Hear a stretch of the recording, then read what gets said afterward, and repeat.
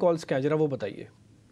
क्योंकि जी आपकी opening commentary में इंडस टावर के बारे में आप जिक्र कर रहे थे और मुझे याद है कि हमने ये स्टॉक को आई थिंक 2-3 दिन पहले भी डिस्कस किया था और आपने पूछा था कि क्या इसमें यहाँ से एक बड़ी तेजी 300 रुपए की तरफ बनते हुए दिख सकती है, और वहां पे व्यू यही था कि बिल्कुल यहाँ पे लॉन्ग साइड का ट्रेड लिया जाना चाहिए।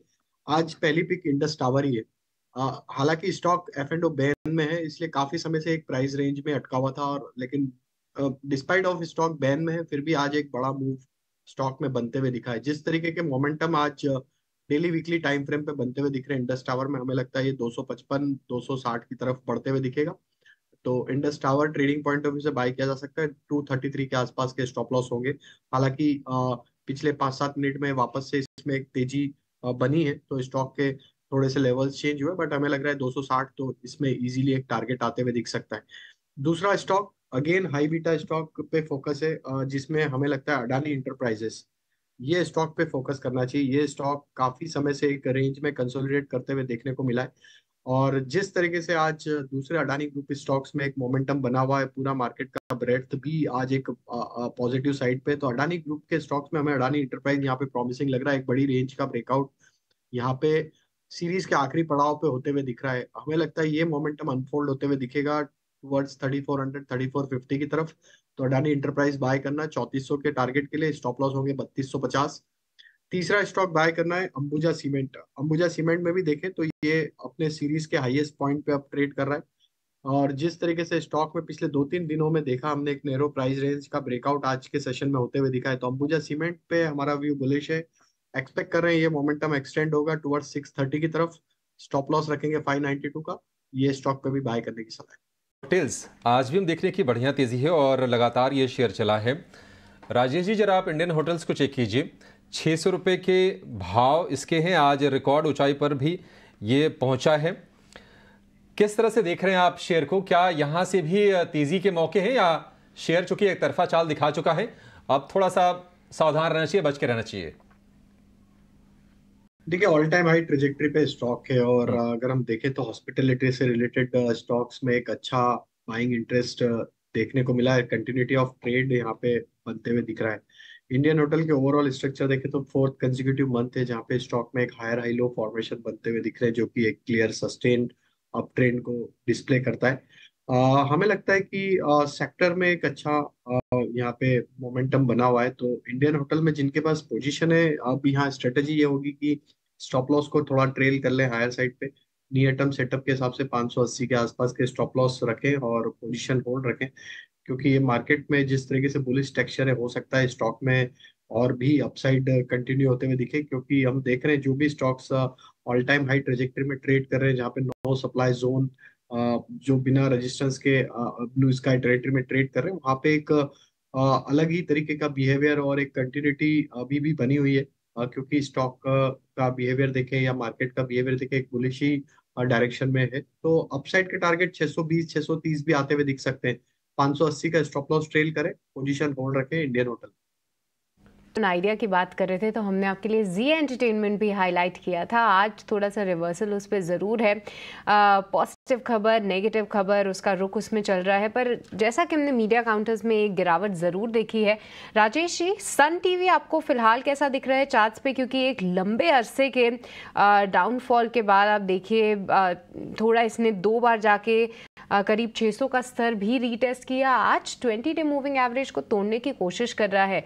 क्या इस स्टॉक में एंट्री लेनी चाहिए? क्या फिलहाल भरोसा हो रहा है, या अभी इससे बच के रहना की राय देंगे आप?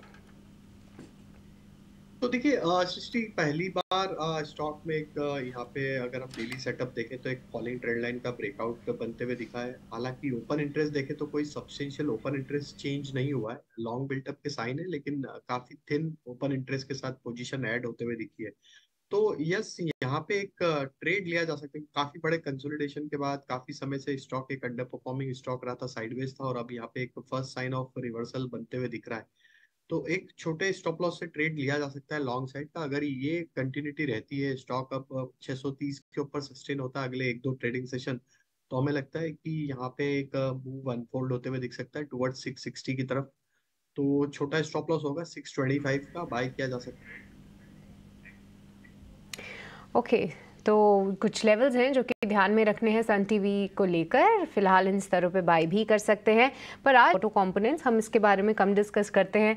उसमें 20% का सर्किट लगा है, ऊनो मिंडा 3.5% ऊपर है, पर संवर्धना मदरसन एक बार फिर से कम बैक करने की कोशिश कर रहा है। हाल फिलहाल इसने एक अच्छा रन अप दिखाया है।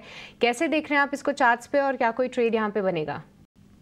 डेफिनेटली देखिए, इसमें जो हर्डल है वो 118 का है, 118 का, तो हम उसी के लिए वेट कर रहे हैं कि 118 अगर ये क्रॉस हो जाता है स्टॉक, तो डेफिनेटली इसमें एक री रेटिंग होगी। और उसके बाद जो एग्रेसिव टारगेट हमारे हिसाब से आ रहे हैं वो है 130, 135।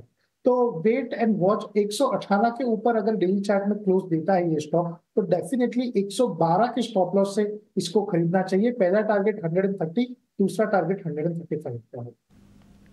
ओके, 130, 155 के टारगेट्स के लिए 112 का स्टॉप लॉस लगा दें। इस बीच देखिए बैंक निफ्टी में करीब 175 की गिरावट हो चुकी है। निफ्टी 50 22 अंकों की गिरावट दिखा रहा है। हालांकि बहुत ज़्यादा गिरावट तो नहीं है, पर हाँ वीकेंड पे जाते जाते थोड़ा सा हल्के होते हुए ज़रूर दिख रहे हैं बाजार। निफ्टी बैंक में आज थोड़ी सी गिरावट बढ़ती हुई नजर आई है। एक बार आपसे रत्नेश जानना चाहेंगे कि कोई बैंकिंग काउंटर जिसको आप शॉर्ट करके जाना चाहेंगे। आज कई सारे बैंकिंग के नाम, बंधन बैंक जैसे कि काफी कमजोर है, सुबह से कोई भी सब्सटैंशियल रिकवरी नहीं है। क्या कुछ नजरिया बन रहा है बैंकिंग स्पेस पे, और कोई स्टॉक जहां पे कुछ शॉर्ट्स के अपॉर्चुनिटीज देख रहे हैं आप? अगर पूरा ओवरऑल बैंकिंग सेक्टर देखे तो उसमें पीएसयूज तो काफी अच्छा परफॉर्म कर रहे हैं, तो उसमें तो मुझे नहीं लगता कहीं से भी कुछ कमजोरी है। बंधन में डेफिनेटली जैसा आपने जिक्र करा है, तो ये थोड़ा सा कंटिन्यू अंडर परफॉर्मेंस में बना हुआ है। बाकी बाकी हालांकि इसमें भी ऐसा कुछ बहुत ज्यादा शॉर्ट्स की अपॉर्चुनिटी, पर अगर वापिस से 205 के नीचे क्लोज देता है अपने, तो फिर इसमें जरूर शॉर्ट की अपॉर्चुनिटी देखी जा सकती है। बाकी दूसरे कुछ ऐसी बैंकों में मुझे नहीं लगता कि बड़ी कुछ शॉर्ट की अपॉर्चुनिटी अभी बन रही है। शॉर्ट्स की अपॉर्चुनिटी नहीं है, पर सुबह गोल्डमैन सैक्स की एक रिपोर्ट भी आई थी। एसबीआई पे उनका डाउनग्रेड आया था, तो सुबह से ही एसबीआई पे थोड़ा सा प्रेशर ज़रूर है। अभी लगभग 1% की यहाँ पे गिरावट है। पर चलिए आने वाले हफ्ते बस कर रही हैं, हमने सुबह भी इस पे एक बार नज़र डाली थी। और मितेश, एक एसबीआई लाइफ देखें जो देखिए एक तरफा इसमें तेज़ी देखने को मिली है, बहुत अच्छी तरीके से इसने अपने अप ट्रेंड को निभाया है। वहीं एचडीएफसी लाइफ काफ़ी बिगड़ा हुआ चार्ट पैटर्न है, काफ़ी इसमें गिरावट भी हमें देखने को मिली, पर फिर से एक रीबाउंड की तैयारी कर रहा है। ये दोनों ही काउंटर्स पे आपसे राय लेना चाहेंगे? डेफिनेटली आपने बहुत ही अच्छी तरीके से नैरेट किया है कि एक ही सेक्टर में दो स्टॉक है जहाँ पे लॉन्ग शॉर्ट के ट्रेड लिए जा सकते हैं।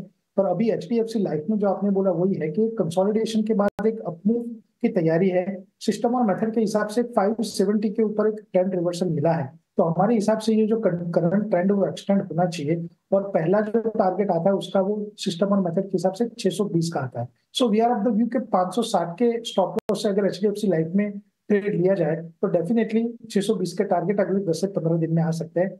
बहुत ही स्ट्रॉन्ग ट्रेंड रिवर्सल यहाँ पे देखने के लिए मिला है। ठीक है, तो लगातार देखिए आगे हम फोकस करेंगे कुछ ओएमसीज काउंटर्स पे। लगातार तीसरे दिन है जब हम शो में हाईलाइट कर रहे हैं कि जो बीपीसीएल, एचपीसीएल, इन सभी में कमज़ोरी गहराती हुई दिख रही है। हालांकि ये कमज़ोरी स्ट्रक्चरल, अभी बहुत ज़्यादा नेगेटिव रिपोर्ट्स नहीं आ रही है यहाँ पे। कुछ ब्रोकरेजेस हालांकि सतर्क ज़रूर है, जैसे कि कल सीएलएसए की बिकवाली की राय की रिपोर्ट आई थी, पर आज फिर से हम देख रहे हैं ये सभी काउंटर्स प्रेशर में हैं। बहुत शॉर्ट कॉल्स भी यहाँ पे नहीं आई हैं क्योंकि एक अच्छा रनअप हमने देख लिया है, बट जस्ट एक हाईलाइट कि यहाँ पे एक अच्छी गिरावट है। अभी इंडिया बुल्स हाउसिंग फाइनेंस की बात डिम्पी जी कर ही रहे थे। अब बढ़ते बढ़ते देखिए करीब 9.3% की यहाँ पे तेज़ी हो गई है। सुप्रजत इंजीनियरिंग की भी हमने सुबह बात की थी, यहाँ पे भी 6% की तेज़ी है। पर कुछ और काउंटर्स पे नज़र डालें तो एस्ट्रल एक और काउंटर सामने आ रहा है। एक बार मितेश जी आप बताइए, एस्ट्रल कैसे दिख रहा है आपको चार्ट्स पे? आज एक 5 से 8% की तेज़ी है यहाँ पे।